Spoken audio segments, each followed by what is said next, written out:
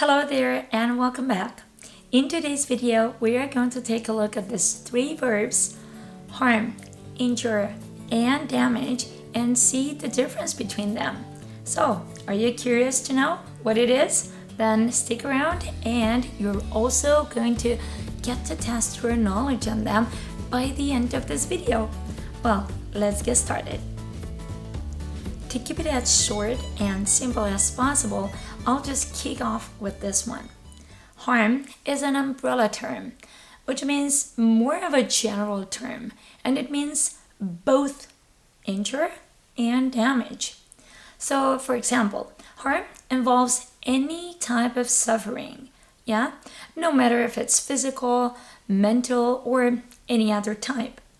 For example, if you do harm to somebody, you cause them some suffering. For example, you might say, oh, why would anyone harm these little pretty animals? They're so sweet. So harm here involves causing any kind of suffering to those little animals. For example, hitting, kicking them, or even teasing them. Just thinking that you're playing with them, but actually you're harming them because they don't feel good playing with you, animals. Good. You can also say that there's no harm in posting a message and asking a question on the class group. There's no harm in that. This equals there is no problem in asking a question on the class group. There is no harm in it. Can you think of any other examples? Get them down here. Good. So harm out of our way. Let's go next to injure. Injure. Very good pronunciation. Make sure to take a little moment to pronounce it as clearly as possible. To injure means to do or cause any kind of physical harm to somebody. So it's generally used to talk about causing some suffering to people or animals also. So let's take a look at these examples. Tripping over the cable, she quite badly injured her ankle. Tripping over the cable. What did she do? So she ended up with some kind of injury to her ankle. Mind that you don't injure yourself while climbing the cherry tree to pick the fruit. Now, what could happen while picking up the fruit? You might fall off the tree, right, and injure yourself. No, you don't want this to happen. Hope you also got this right. Now, moving on to the last one, damage. Damage, yes, very good pronunciation. That's also some kind of harm, like we've established right from the start, but it's more like on general level and when talking about buildings and anything other than humans or animals.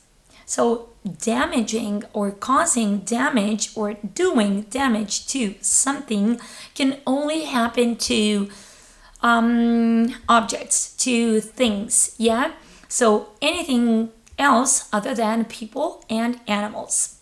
So you can do harm or you can do damage. If you want to remember this more easily, you can think of damage equals destroy. Damage, destroy. There you go. Hope you find it useful. Well, an example here could be last night's thunderstorm has damaged our car. It's got so many dents in it now. Last month's earthquake caused so much damage to our town.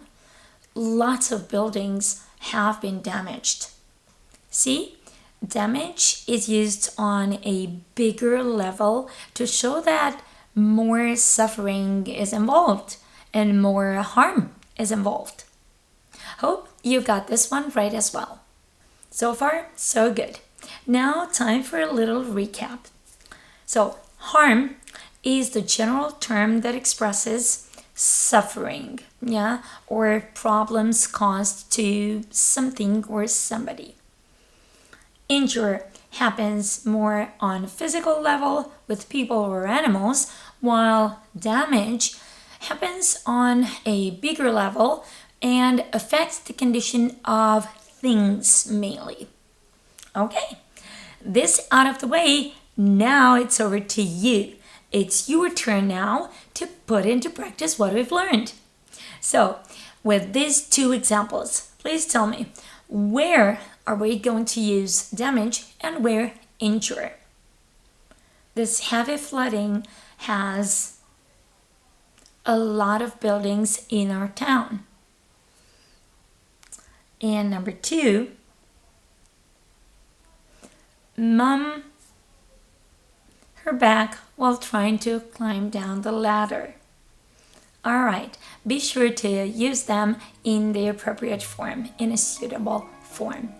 Thank you so much. Hope you found this video useful. Be sure to give it a like if it's helped you with your English, and show up for more here on my channel. Thank you so much for making it thus far, and I'll see you again next time. Don't forget to leave down the answers. Bye for now.